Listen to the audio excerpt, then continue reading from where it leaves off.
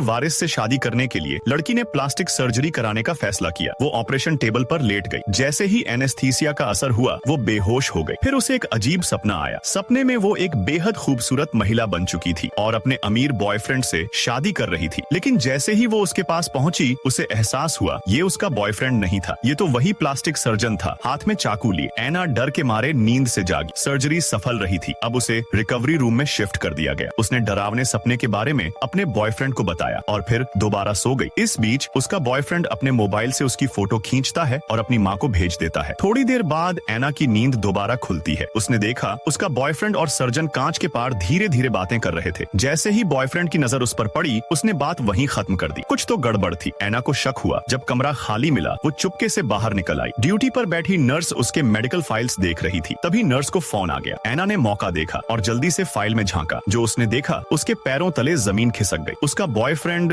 उसे बदसूरत समझता था और डॉक्टर से कहा था कि एक और सर्जरी करके उसका चेहरा और बदल दिया जाए। उसी वक्त बगल के कमरे से कुछ अजीब सी आवाजें आईं। जिज्ञासा में एना ने जब उस कमरे में झांका वहाँ एक औरत थी पर चेहरा पूरा खाली था। डरी हुई एना पलटी लेकिन सीधे टकराई सर्जन से। उसने एना को जबरदस्ती वापस ऑपरेशन टेबल पर घसीट लिया। जब उसको होश आया तो दूसरी सर्जरी पहले ही हो चुकी थी। उसका बॉयफ्रेंड मुस्कुराते हुए बोला, अब तुम बहुत खूबसूरत लग रही हो, माँ को भी पसंद आओगी। लेकिन जब एना ने धीरे धीरे अपने चेहरे की पट्टियां खोली तो आईने में जो दिखा वो इंसान